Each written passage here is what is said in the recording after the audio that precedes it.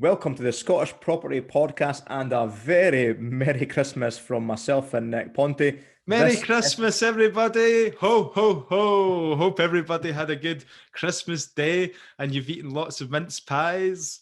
So we've just pre-recorded a cracking interview with Alex Collie, and we've just looked at the date and realised that this episode will be released on Christmas Day, and we think it's a hugely fitting episode for Christmas Day, don't we, Nick? Yeah, sorry about my Santa impression there. It wasn't very good. So this was a really good, interesting interview because it's a new strategy on the block, this rent to buy. So I thought this was actually some sort of government scheme, but that's actually help to buy, I think. So this is rent to buy, which means what happens is private landlords and tenants can come together. In fact, I'm not even going to try and... Don't even try and explain it. Let Alex explain it in the interview, but basically the social implication of this strategy is really, really good. Alex is a genuine guy who really wants to help people and wants to give back through his property investment, and I think that shows in his interview, doesn't it?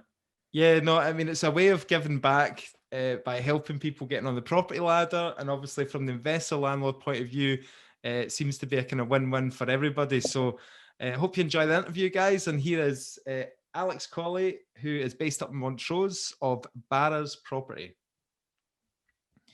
Alex Collie, welcome to the Scottish Property Podcast. How are you? I'm good. Thank you very much, Nick. Good stuff. Delight to have you on. Stephen Clark's here as well. Yeah, thanks for joining us, Alex. Looking forward to hearing your story and your kind of unique strategy as well, mate. Thank you. Look forward to sharing. Today on the podcast, we're going to be talking about rent to buy strategy. This is a relatively new idea that I've seen anyway. I mean, it's kind of come on the radar, and we thought we'd get Alex in to kind of explain about it and tell us how he implements it in his property investing. But before we go into that, Alex, can you give us a little bit of background about yourself and how you got into the world of property? Yeah, sure. I've been in property now for probably just over 5.5 years. Prior to that, I was an engineer, pretty much man and boy in oil and gas. But I decided it was time for a change. I was lucky I got to choose to leave rather than so many people that were told to leave the industry, and got involved in property, went and started my education. And obviously, as you guys know, education is something that continues every day. But here we are 5.5 years down the road, built up a small portfolio. I really enjoy what we do. About a year ago, my son Blair joined me in the business. He's now full-time with me. And we initially heard about rent to buy back in March, and this part of the story all kicked off from then. Okay, so did you go, like you said about the education and that, did you go on a training course then to kind of learn about this strategy? And well, no, that was actually a little bit of an accident, because Blair had obviously joined me in the business, and whilst he'd been obviously helping me for quite a few years, back in the days of crawling below floors and stuff like that we all do at the beginning, and I wanted him to start learning about the numbers. He was getting all that, but I needed him to hear some of the real training and messages from somebody other than me, because it was all well and good, the father-son relationship. It's going to be what it's going to be. Teenage boy, dad's going blah blah blah, but let's get you in front of somebody else to make you hear the story from their point of view. So we went down to a 6-figure summit that was being run by Touchstone in Edinburgh in March, and it was just a general 2-day property training, and I wanted Blair to hear all the different stories, all the different messages, a few of the different strategies. And the new one that came out for me, it was obviously new for Blair as well, was rent to buy. So finding out about the strategy wasn't targeted training, it just happened to be part of that course. And it certainly woke Blair up by 11 o'clock that morning. It was sort of eyes on stocks. Need to learn more. And that was the reaction I wanted to get from him, was to light his fire, to want to learn more and get more involved. And it's really happened for us this year. What age is Blair? He's now 19. Right, okay. So what was the big appealing he was thing 18. Sorry, Stephen? Sorry, what was the big appealing thing that gave Blair the fire while learning about the rent to buy strategy? It was to be able to help somebody else right now. He'd known that from early in my journey, I wanted to ultimately find a way to get involved in social housing, to be able to give back. As landlords, we're always slated for we take everything, but we never give back. But we all know that that's not the truth, but that's how we're often portrayed. And I hadn't got as far as being far enough down my road to get into the bigger social housing. But the strategy of rent to buy lets you help somebody from day one. And you can do that strategy wherever you are in your property journey. That's interesting. So that was the biggest thing, I think, that he saw, that it was, financially a good strategy for us, but it was a give back strategy too. It's a nice sentiment as well. So Alex, can you explain to us basically what a rent to buy strategy is then, just in kind of layman's terms for the listeners as well? Yeah, as myself and Nick. It runs on the premise of buy to let, but what you're doing is you're helping somebody who couldn't get a mortgage for whatever reason, and there are a plethora of reasons that somebody can't get a mortgage to get onto the property ladder, and they feel trapped in the rental market. So what you're doing is you're giving them ultimately the home that they would love to have, but now they can have it today. And rent to buy helps them save up as well as paying the rent, hence the component of rent. You're heading towards the buy part of the deal, where you help them set up a savings plan, but we hold that on their behalf in an individual client funds account to protect the money from if we went bust or if the bank goes bust, their funds are protected. But if they, as we all know, so many people will say, oh, I'll save up and I'll get a deposit saved. But then life happens, life gets in the way, and then, oh, well, I could just take a wee bit out of this pot and it would help us today. And hence the savings for the mortgage never ultimately gets there. So this gives them the discipline that they're signing up to pay this savings plan, in essence, from day one. And at the end of the term, whether it be 7, 8, 9 or 10 years is the options that we're on the scheme under, that we'll have a deposit saved up for them based upon the value that the property will be then. And if they've kept their nose clean, we'll give them plenty of advice as to what they need to do to keep their credit score going in the right direction. By the time we've come through 7 years, even if they've had a CCJ and they've done things right, that CCJ will have come off their file. Mortgage lenders then will see them as credible if they've been working, saving, paying their rent, that they can go and get a mortgage, and they will ultimately buy the property. So rent to buy. So the tenant, basically, if the tenant was rental income was, or rental payment was £600 a month, would they just pay an extra payment of, let's just say £800, and that extra £200 a month would just go into a savings pot to build up as a deposit? Is that right? Absolutely right, and that's what we do. So each and every individual property, we've got an individual client funds account for that property, for that person or family, that their funds are held separately, and that £200 every month goes into that pot. And do you work out the end value of the property based on, is this a 5, 10, 7-year period when the tenant is going to buy the property? How do you work out what the perceived value will be and what the deposit required would be then? What we do is we take obviously the value today, and if we've got an accurate value either from a recent valuation or local pricing, if it's an area we've worked in a lot, then we know the value of different sizes and styles of properties. If not, we'll go and get a valuation from a RIC surveyor. So we've got an accurate starting point. Industry norms across the UK tell us that property appreciates in general at 4% per annum. So if you take that over 7 years, it's actually 31.5% by the time you apply compound interest. Mm-hmm. But not every area is the same. So it's not as simple as just saying we'll apply 4%. I mean, for example, the Aberdeen market, as you guys will know, it's had its ups and downs. And right now, I wouldn't be comfortable applying 4% to Aberdeen. So what we've done in the last 2 Aberdeen properties, we've agreed with the landlord to apply 2%. But it's about understanding what's fair and right as best as you can in an area. So you take the value today, and if we say it's 100,000 as a number to work as an example, and we're agreeing at 4%, then in 7 years' time, that property is estimated to be worth £131,500.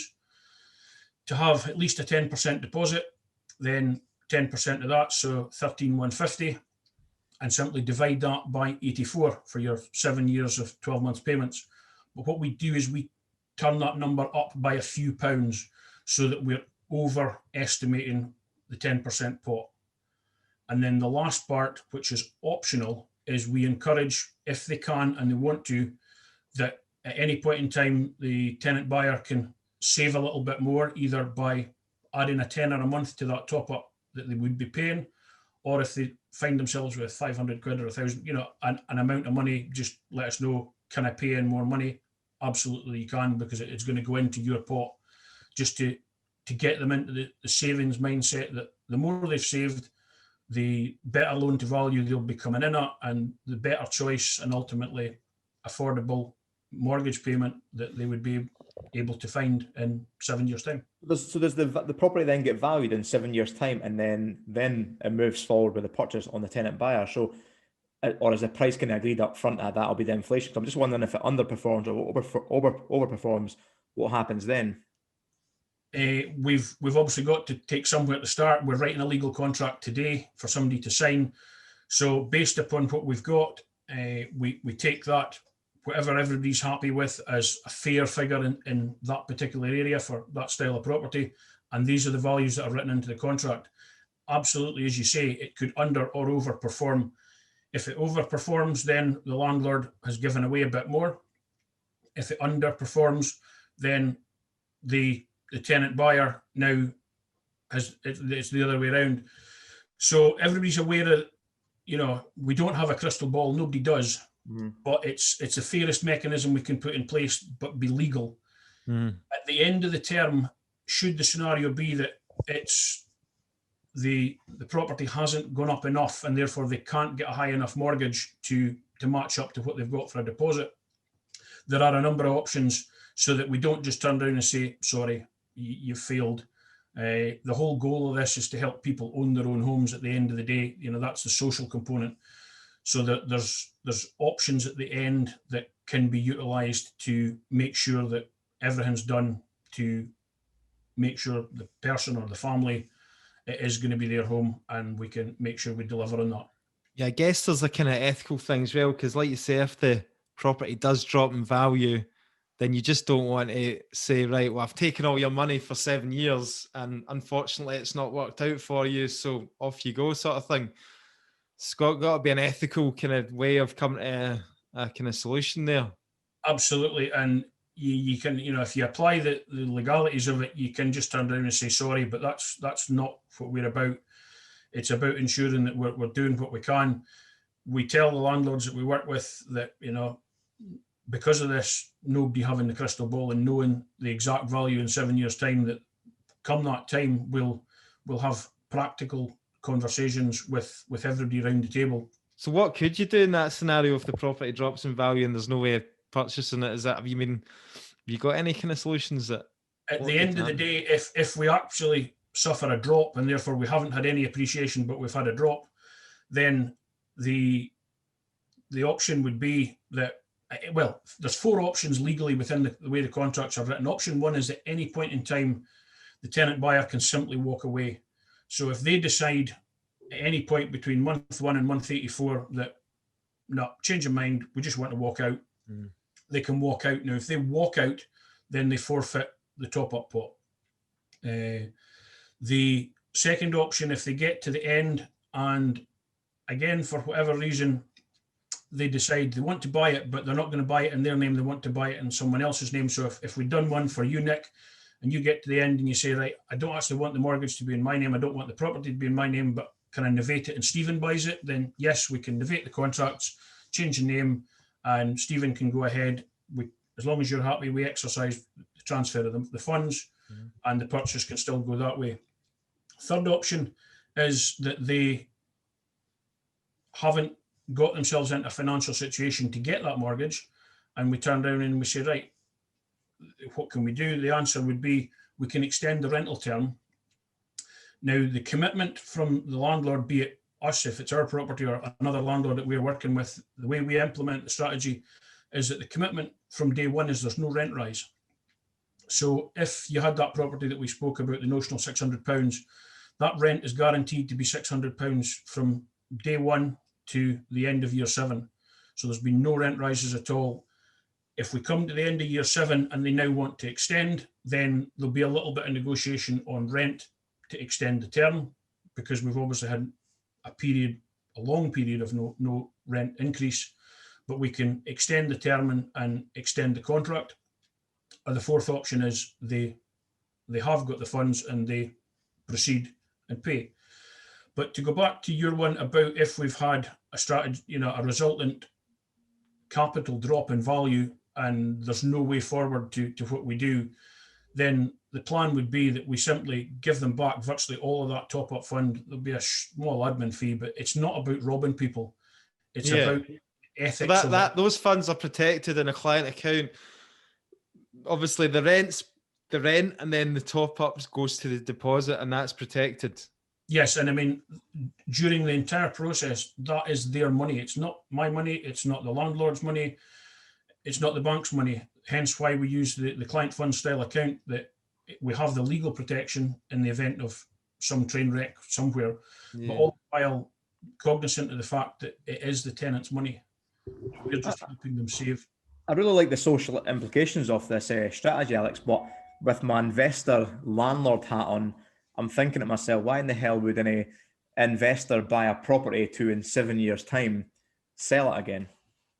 Well, that was the very first question on the day that we were at that course and Rent to Buy was mentioned. Blair's getting all excited and I'm sitting there going, why would I be selling this property that I've gone through the process of what we do to put properties into our portfolio? But when you stop and you do the financial analysis on it, that what you've got, so if we go back to this, the notional numbers we talked about, and we'll use 100,000 in that example. So if you've bought a property and whichever strategy you as an investor have implemented, be it BRR or whatever you've done to get this property into the portfolio, and at day one, it's now worth 100,000. At the end of year 7, it's 131,000 in value. So there's 31,000 in capital uplift. If you work out that along with what you've had for rent over 7 years, now the thing to remember about Rent to Buy, although we haven't actually covered this, so it's not remember, is that because the tenant buyer is effectively a homeowner in waiting, they take the responsibility for day-to-day maintenance. So when the cupboard door falls off in the kitchen, or the tap leaks, or the central heating doesn't work in a morning, they're going to go and pay the maintenance. So you've got a massively reduced monthly operating expenditure that you would normally have allowed for in a buy-to-let. Right. So your cash flow has been improved. Does the rent reflect that that agreement then? Sorry?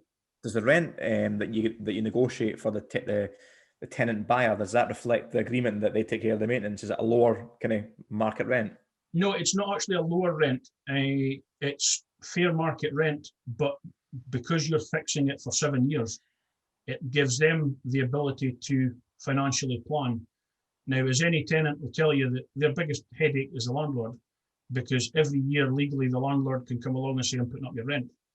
And then every year they find that their disposable income becomes less and less because the rent's going up and up. And, apart from right now, the cost of living's going up and up. So they don't know where their paycheck's going to be, how much months left in the paycheck.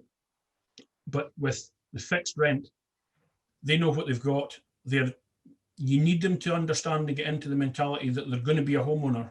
So in 7 years' time, all of these things would be theirs anyway. Yeah. But we're giving them the security of no rent rise, and what we want to do is a 7-year training course on how to become a homeowner, basically, and look after your own property, and it's yours, and take care and responsibility for it. Which obviously, as landlords, you would love a tenant to be in that position. Yes, and that's where the win-win comes. That you've got a tenant who wants to be a homeowner. As a landlord, you've now got reduced maintenance costs.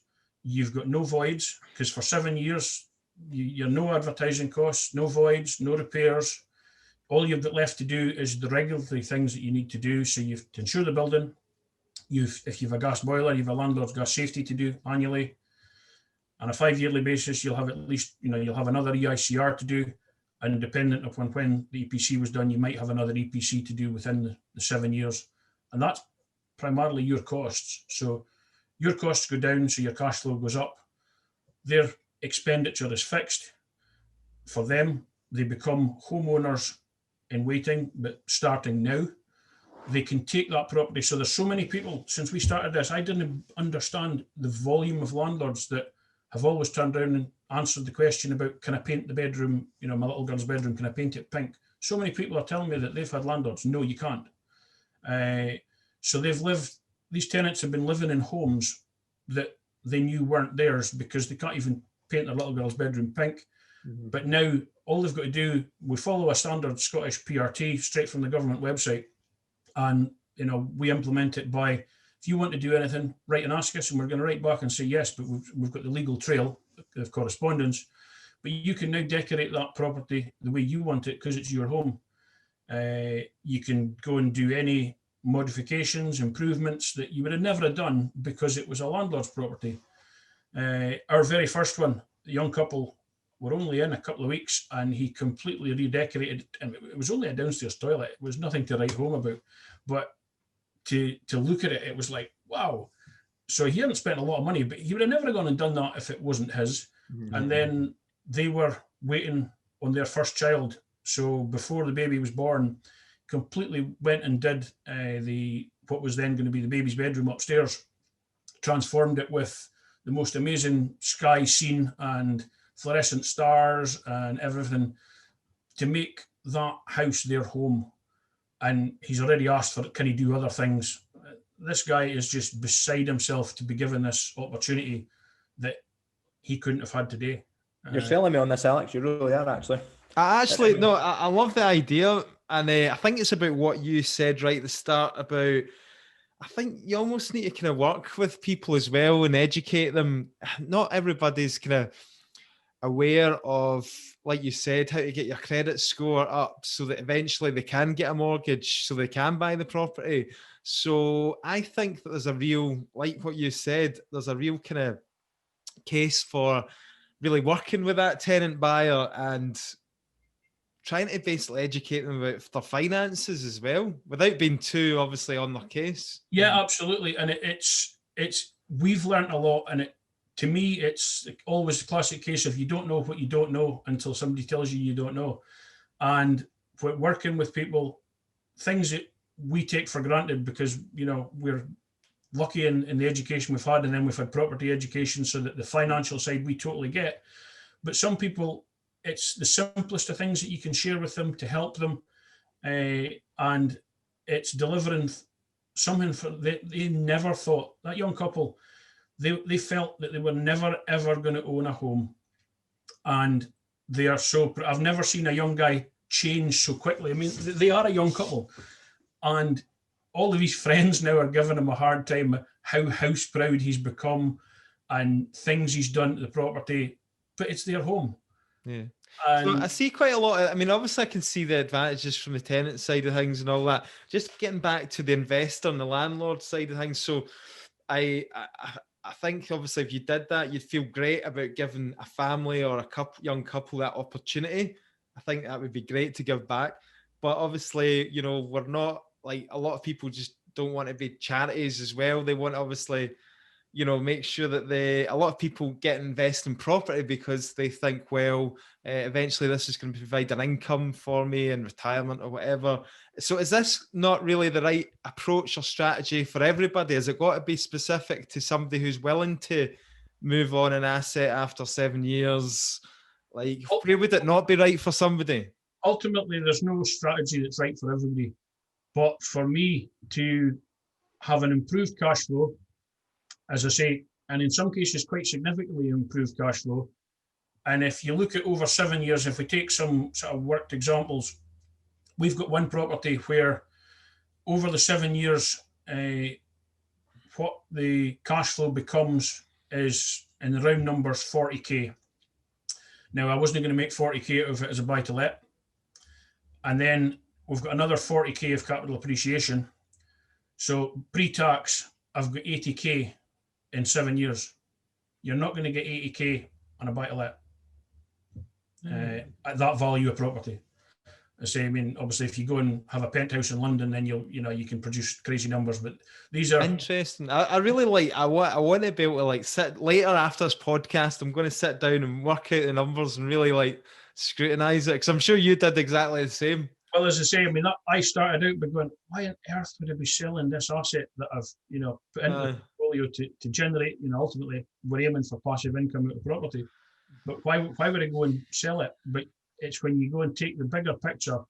Yes, you're into capital lumps and you've got the tax plan, all the things that we're taught we should do, and a lot of us put off. So, you need to understand the strategy, certainly the vehicle you buy with to hold the property, to maximise from an investor's perspective. But, and I say it's not going to work for everybody because not everybody wants the same thing. But you certainly, your own property, Alex, for your first ever deal, wasn't it? Yes. Can you talk us through that case study then? It could just to kind of, I think it might give the listeners an indication of why you were convinced to do it, and obviously the kind of process how you managed to pull it off your first one, and why it's now become your kind of full strategy, isn't it? Yeah, I mean, this has now become the biggest component of what we're doing, and this year has swamped anything else we've done. So yeah, that was a 3-bedroom end terrace, just ex-local authority. Whereabouts is this? Montrose? Arbroath. Arbroath. So say it's just your regular ex-local authority property in a regular street. You'd have driven past it all day long, and there's certainly no bells and whistles about it. We had it, as I say, initially, I bought it as a repossession. It had an internal water feature at the time, so that top floor got a new roof and completely redone. It was a buy-to-let. It then became an SA. But as I say, the SA was underperforming, so along comes rent to buy. We've now got, and during the course of being a buy-to-let, of course, as we always have, even if it's just when somebody leaves, you're going to have at least 1 month typically that you've got a void. You've got to pay the letting agent, or you've got your own time if you do it yourself, for the costs of advertising it, doing the viewings, doing the referencing, all the rest of it. So you've got costs in buy-to-let world, and that happens every time you have tenant change. Now we've signed up a young family. They came out of a 1-bedroom flat. She was pregnant. He was having sleepless nights, not knowing where he was going to house his family when he became a dad and they became parents. They've now got a 3-bedroom house. They're paying the rent. They're paying their top up. Because that had actually been a serviced apartment, it was fully furnished at the time, and I was obviously looking at ways of disposing of all of the furniture. But because they were coming from a 1-bedroom flat to a 3-bedroom house, they said, well, can we have some of the furniture? I said, well, ultimately you can have it all. We can come to an agreement. And that was exactly what we did. So they put down a chunk of money towards it, and I gave them an interest-free payment plan to pay up the rest over another year. Because, for anybody to come from a smaller property, for them into a 3-bedroom house, they would have rattled about in it for all the furniture they had. And this was a way of them being able to afford that in a timely manner as well, with a year's interest-free. It worked for them, it worked for me. And every month, religiously, they're paying their rent. Their work, he works 2 jobs, real, genuine, hardworking guy. And they've got their family home. We've bumped into them 2 or 3 times. In fact, when their son was born, this was someone that, on the verge of making a grown man cry. They both, as most young people do, live their lives quite freely on social media. But the day that their son was born, I got a private message just at tea time to say that he'd been born, and this was before it hit social media. And the words were that thanking us for giving them a home to take their family home to. And that really hits home with what this is about and what it means to people. Yeah. So financially for us, it's giving us a better return. It works for them financially and socially as well. Since then, we've had another property where another family, again, another baby was expected. So we've actually decided we've ended up becoming rent to buy godparents. You get yet another private message that baby's been born, mum and baby are doing well. These people, the personal component, I mean, property is a people industry, but what you find is that because these people have felt trapped and had nowhere they felt way out of the situation they were in, they're telling you their entire life story, that they're hiding nothing because they know that they need to be honest with you, that they can see that you're trying to help them. And that's great to be able to give that back and change somebody's life, whilst ultimately, from a financial perspective, for me, giving me an even better return. That's really good story. Actually, it's I can see the question that was coming to my mind when you were talking about that as well was how do you appraise the person's financial situation to afford from a 1-bedroom flat to a 3-bedroom house and the rent top up? Because I mean, surely that must be a huge, must double their monthly expenses, so to speak, to get to that stage. How do you go through that process to show that they can actually afford it in the first place? You're absolutely right, Stephen. And it was more than double. I mean, not only did they take on the property and the top up, but they also wanted to buy the house full of furniture. So again, that was over a year. So they 3 times effectively from rent to for that first year is what they were looking at. So we go through a full process. I mean, the most important thing for us is that we never put somebody into a situation that is going to end up in them in financial hardship, which ultimately will mean that they can't afford to turn on the heating or they can't afford to put food on the table. So as much as some people would, oh yeah, I really want this. And we've had a couple of folk who've come to us, seen an advert, and we've got a form that we ask everybody to fill in so that we can appraise their whole situation. And then if they're selected to go further forward, we will go and do full checks. We use an industry standard credit referencing. Now, obviously, we're not looking for them to come out of that with a credit score that a mortgage broker or a mortgage company would say, yeah, we can give you a mortgage. We're looking to understand what are their real monthly earnings and outgoings. What does that really leave them with? So if they get to that point and they've told us that everything's fine and we go into full referencing, they're paying £1,000, and I just say to them, I say, look, before you pay this, you need to be completely satisfied that you've been honest with me, because I'm about to find out absolutely everything financially about you. And if you've said one thing, that you can afford £700 a month, and I find out you can really only afford £450 a month, you're not going to be able to get this property, because ethically I can't do that, because you're only going to go bust, not be able to feed yourselves or whatever.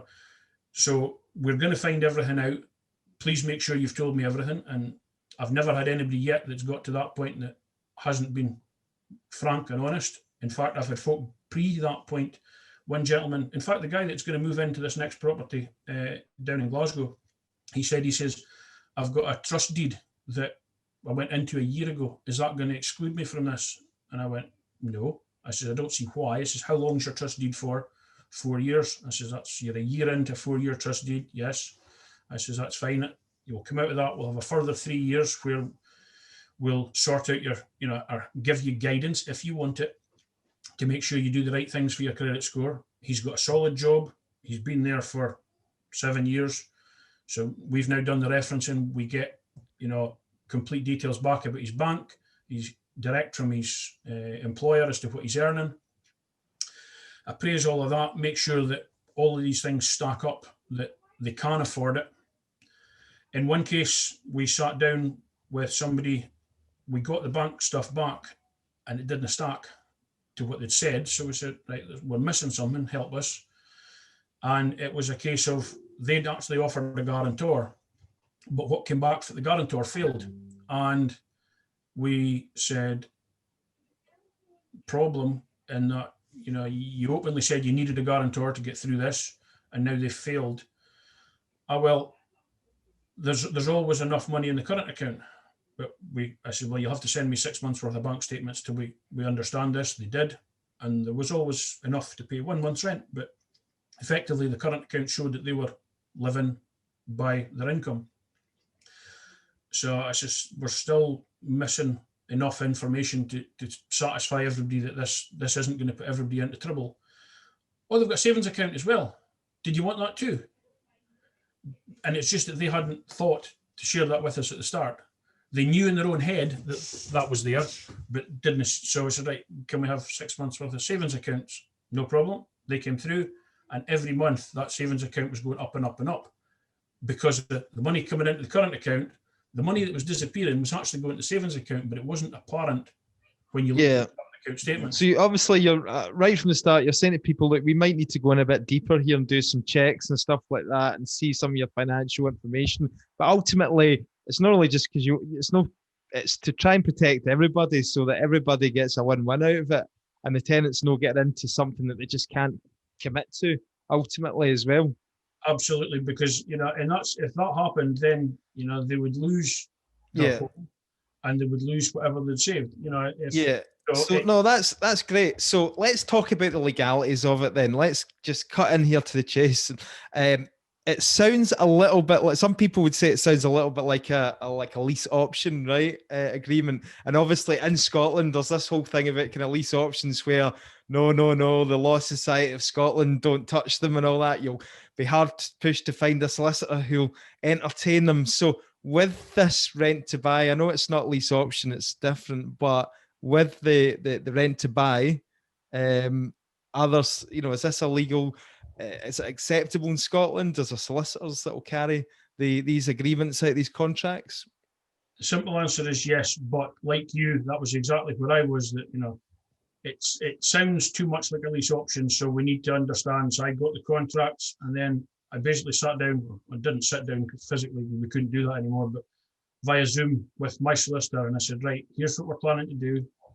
I've got contracts. I need you but I had to say, before you say anything, don't tell me it's illegal. I says, so let's stop. Let me explain the whole process. Let me send you a blank contract and one that's complete to show them the mechanism of how it's going to work. I says, then I want you to go away, completely drill through it and come back and tell me yes or no. And that was exactly what my solicitor did. And he came back a week later and he went, yeah, it's actually all fine. And to be able to sum it up, Nick, to answer your question, in essence, it's a reverse lease option. Because instead of obviously in England or in commercial world in Scotland, we can take a lease option on a property as an investor. We're granting a lease option. So when you grant that option, then it puts the tenant buyer in control. You effectively lose control because they've got the agreed options as to what they want to do, whether they save for 7 years and exercise the option to buy, walk away, novate, or ask to extend the term. But they're in control. You can't control that. So me, if it's mine, or the landlord, if we're acting on behalf of a landlord, they don't get to choose. So you can't, say, yes, I'm going to do it, and the contracts are all signed, and then, take your atypical accidental investor whereby boy meets girl, boy and girl both have property, girl moves in with boy, rents out second property, accidental landlord. And unfortunately, boy and girl decide don't want to live together anymore. Right, I need that property back. The answer is you can't. Because these contracts are signed, they're legal. So you now can't change your mind and say, oh, well, I need to either move back in there or I need to sell it or whatever, because you've granted an option for somebody and it's going to be their home. Great. So you've had it obviously approved by the solicitor. So, with Scots law, it's obviously quite different to England and stuff. And the amount of times you hear about people coming back from these workshops and courses in England and they learn about like lease options, they come back up the road, they're like, this is brilliant, this is going to be my strategy. And then they can't find a solicitor to do them. Do you know what I mean? So that was my worry with this. But obviously you've confirmed that it is possible. Yes, and I say it's the essence being because it's a reverse, that you're granting, not taking the option. And it was only whatever date in January that the Law Society accepted that this was an acceptable way forward. And then, as I say, my own solicitor was the only person I was going to trust to before we were going to put pen to paper that this would work. Yeah. And obviously, like, see, when you take the tenant on, and there's the contractual rent, etc. You talked earlier about you're still using a PRT, right? Which is the tenancy that we use in Scotland for just normal tenants. So what happens if the tenant stops paying rent, right, and you need to go down eviction? Is it just the same procedures, or like what happens to the contract that the buyer side of things? What happens there? You're exactly right. We use a standard PRT, and the one we use, we take straight off the Scottish Government website, so it's always bang up to date at the point of writing it. If they default on that, then we follow the standard rules, albeit right now we've got modified rules because of COVID, But it's the standard rules that if you haven't paid, then ultimately you will be evicted. And again, going through the process of when we're speaking to people at the onset, that I'm going to need to know a lot about your financial background. I also tell them that this isn't a walk in the park. If you don't pay your rent, you will be evicted.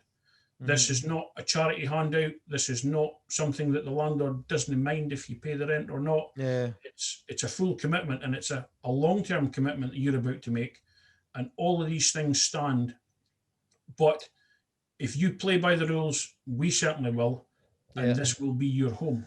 I guess you got the PRT, you would need to go through it all and take out the clauses that relate to obviously the landlord upkeep in the property and maintenance and repairs and all that, because that's the tenant's part of the deal to obviously cover that. Well, what actually happens is the purchase option contract, the PRT forms an appendix to that.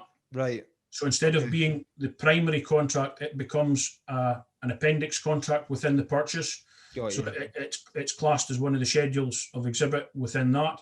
And it's that declares that you as a tenant buyer are now responsible for general maintenance. Yeah. Obviously, if there's an insurable damage, like the gable end falls out or the roof blows off or whatever, that's covered under the insurance of the landlord, then that's still covered by normal means. But the PRT sits behind, and that's how you legally modify to the right of responsibility. Is there a letting agent in the middle of this process, Alex, or are you kind of act as that kind of party in the middle of this contract? We're acting as, if we do this on behalf of somebody else, we're acting as what we call a management agent. So there's no letting agents involved. And somebody said to me the other day, why would we use you and not a letting agent? I says, well, your typical letting agent's fees 10 to 12%. There's so much less to do for this, that if you want us to take this as a managed service for a landlord, our fees are 7%. So okay, effectively your work is basically managing the payments, right? Making sure the rent's getting paid, make sure they're up to date and stuff like that. And then a quarterly inspection, because again, because they are responsible for the maintenance, you need to know that until you have the confidence that this person or that this family get that they are now homeowners and need to look after it as their home, then we will go back and do quarterly inspections. We'll ensure that, say, an annual landlord's gas safety is kept in place, etc. So these are the bits that we do. But as you say, collect the rent, collect the top up, separate the funds. All right, is the safety certification still down to the landlord then? Is that still down to the owner to provide that? Depends what the landlord wants. We're more than happy if we take a managed service that we look after that. Sorry, I mean in the contract, because obviously tenant buyers responsible for the maintenance and upkeep and all that, but the certification, yes, still, okay, got you. Absolutely, and that's cast iron that has to stay in place for the duration, because in the eyes of the law, they are a tenant for that 7 years, and therefore the landlord's legal responsibilities stand. Okay. I really like the flexibility that it gives the tenant, because like you said, the feedback I get from a lot of my tenants is we can never really settle here. We never really feel like it's our home, because, we've always got to ask if we want to do anything. And if we want to paint that wall, then the landlords could say no and stuff like that. So I really like the thought of it. And I put a post up on Facebook actually just last week. This is like coincidental that we're having this conversation. And I was like sitting there, me and my wife were having the discussion. We're like, do you know what, this business, there's a lot of just take. You're making profits from tenants and stuff like that. Okay, as a business, we invest through a business, but it would be nice to give something back as well. So if one of these cases did come good, and after 7 years, the tenant could actually buy the property and everybody walked away in a win-win situation, I think it would give you huge satisfaction. Well, that's certainly our entire goal. And everybody we've spoken to, I mean, we're now on, I think we've just signed number 7 since March, and there's the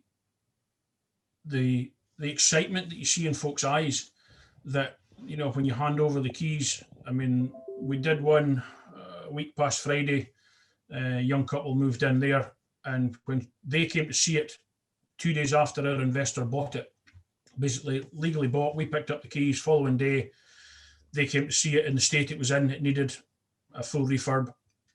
And they said 2 days later, they said yes, paid their £1,000 to reserve the property for them. Refurb was done, and then they moved in, and she's just beside herself. She's like a dog with two tails as to this now being their home. She's gone and made it. In fact, because we were doing a refurb on it, we were able to say, what colour do you want the kitchen to be? You know, you don't get to pick the range of the kitchen, but if you, the cost, you know, when you're buying a new kitchen, you can have whatever colour that range comes in. She picked the colour of her kitchen doors and her worktop and her splashback. And then what colour do you want anything painted? Because, you know, painter can take any paint and make it whatever colour you want. So she's got a feature wall. She actually supplied the paint for that feature wall. So and then she said, can you do something with the door to make it match that wall? So the living room door on the living room side is blue to match her, or to go with her feature wall.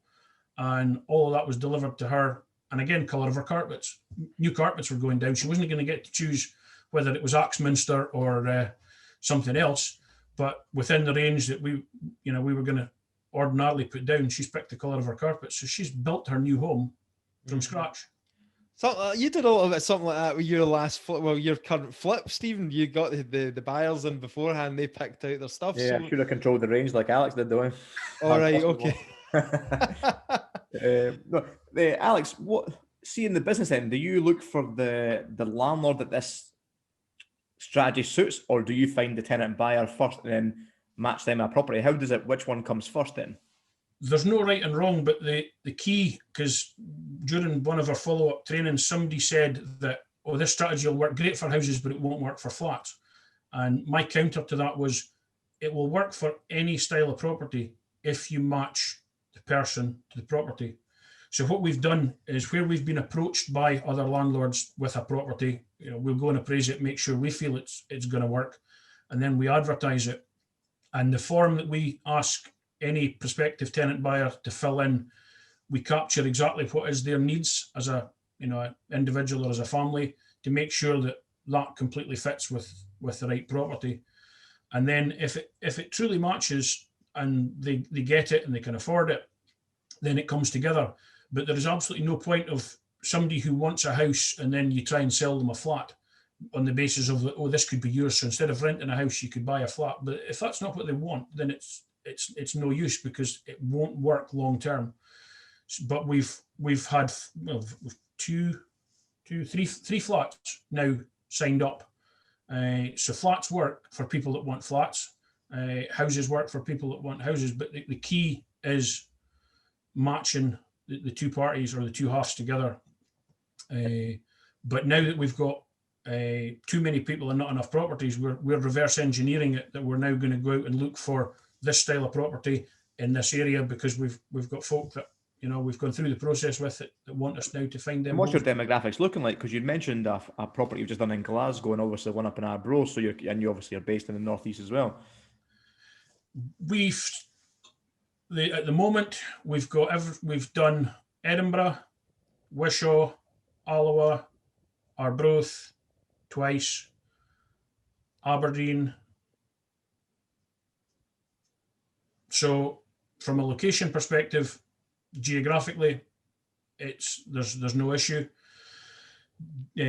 Property wise, we've had 2-bedroom flat twice, a 2-bedroom house, 3-bedroomed house, 4-bedroom detached steading in the west end of Aberdeen.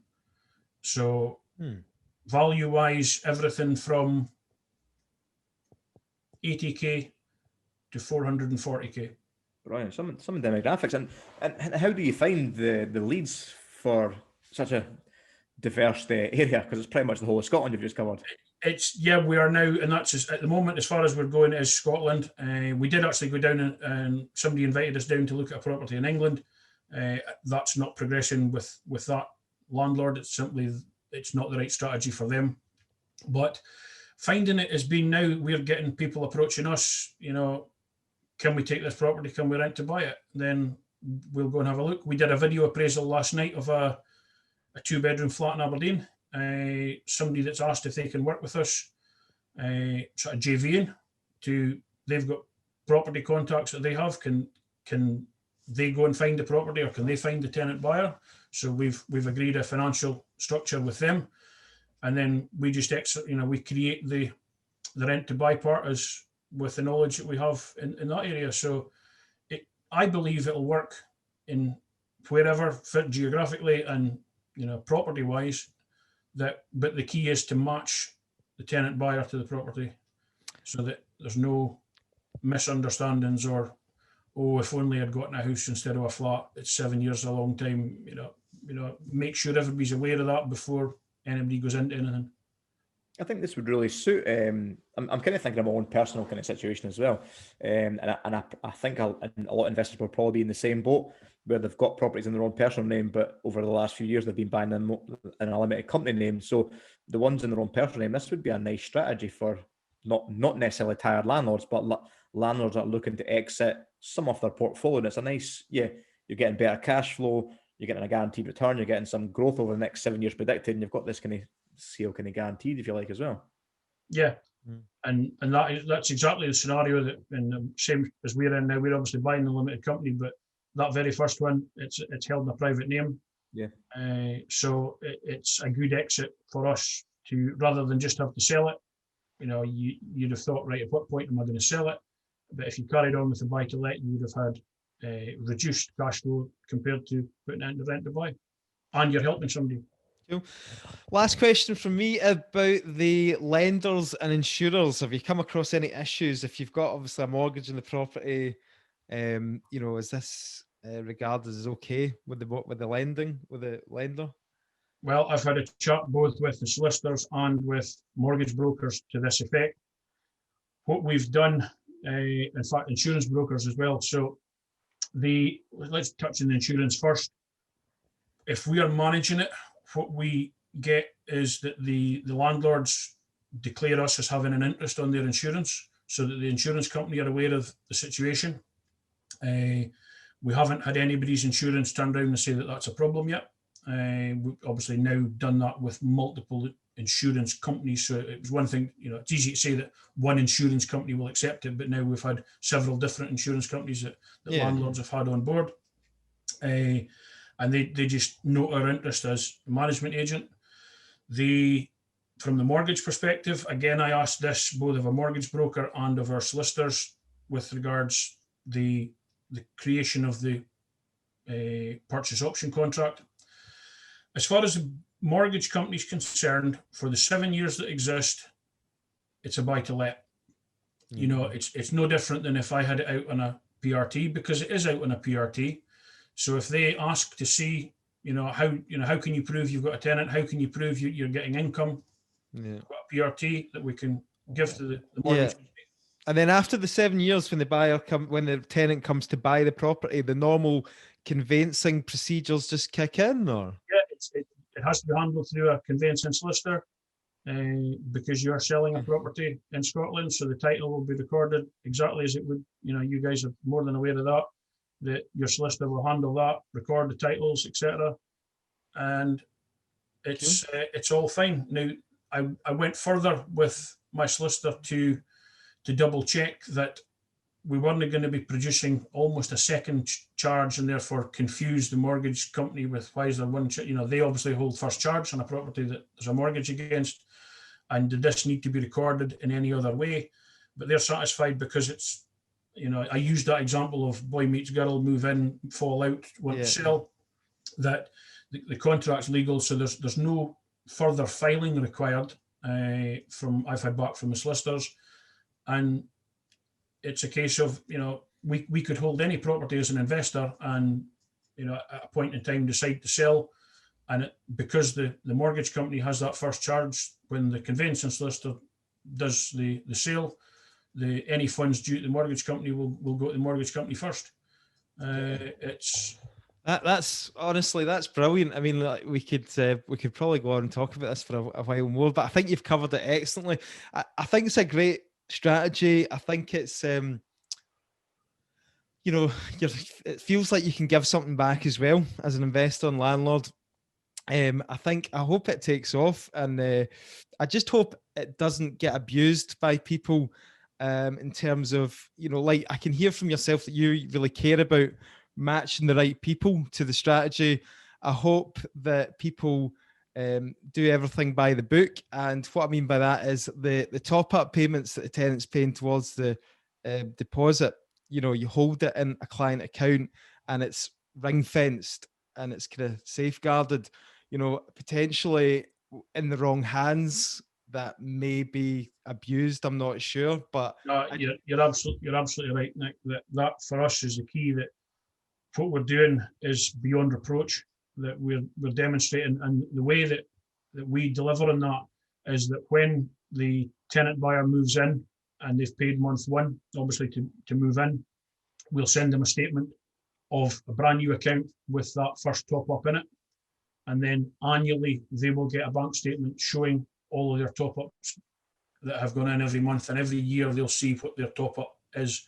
The key, as you say, is that any unscrupulous landlords, and that's always been the unfortunate part of our industry, that, you know, whilst those of us that advertise and say what we do it right, there's always somebody that wants to do it wrong. Yeah, you can't help that. And obviously that's the issue, isn't it? You've got this great strategy that's helping everybody, but yet there'll be a couple of people that misuse it, and then it starts getting a bad name, then the press start jumping in, then before you know it, there's people going on saying, you know, this landlord screwed me out of this money and all the rest of it. And you're actually providing a solution here, because you've got all these tenant groups, politicians saying that all the buy-to-let landlords are scooping up the property, raising property prices, people can't get on the property ladder.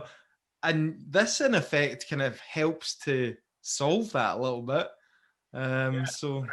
But the important part is to say that my approach is never diss your competition, just say why you're doing something that's better or different.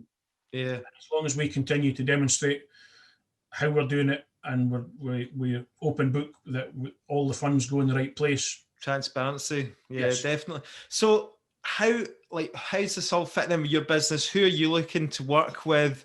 And, you know, where can people kind of contact you, sort of thing? There's obviously this is a completely new strand to our business this year, but it's become two new strands in that one is, you know, rent to buy for ourselves. The other is the rent to buy managed service that we've now developed and systemized for any other landlord. So for us, for landlords that want to work with us in the strategy, then absolutely, if you've got a property, come and talk to us, and we'll tell you yes or no. Do we feel that we can take it to rent to buy and find somebody for you? And similarly, you know, we now have other people who are talking about it, and they've got tenant buyers go, oh, I'd love this. Can you find me this? So that's why we've restructured the form that we ask all of them to fill in, so that we truly understand their needs. Come and find us. We've got our own website, www.barris-property.co.uk. We're on Facebook, and with the help of Blair, he's in charge of the social media side. We've also got Instagram. Don't ask me anything about Instagram, but Blair looks after all of that. So yeah, but most importantly for us, it's about doing it right. I don't think we touched on it, that we're registered with the ICO and PRS. So, you know, we've publicly declared to the correct organisations what we're doing. You know, taking those formal registrations. That's what we would hope all other landlords do. That if you're going to do this, it's a great strategy, but do it right, please. But have a look in the website. We've got a brochure that you can request to be sent to you to learn more. But it's all available there on the website. So thank you very much, guys. Brilliant, Alex. Thanks very much for joining us, and hopefully we'll get Blair on in the near future as a part two. Yeah, by all means. Great stuff. Thank you, Alex. That was brilliant. So I hope you guys enjoyed that interview. I know myself and Nick certainly did, and we thought it was a really, really cool strategy, and helping give them back a little as well, didn't we, Nick? Yeah, like I said, I hope it takes off, and I hope it helps people, and I hope everybody comes out of it in a win-win. You know, unfortunately, as with every strategy, it could be opened up to abuse, and I hope it doesn't happen. But let's just see how it pans out. It is a relatively new thing, so it'll be interesting to see how it pans out over the next few years. Yeah. So thanks very much to all the listeners who have been supporting us for the last year. This is pretty much marking a year to the date since we started the Scottish Property Podcast, between Christmas and New Year. A full year, and we've never missed a week. We've never missed a beat. beat. Every Friday we've managed to release an episode. So we're enjoying it. We're loving it. We're going to continue, and we hope we can count on your support to continue listening to us. And if you've got any suggestions at all that you want covered on the Scottish Property Podcast, we'd be more than happily oblige.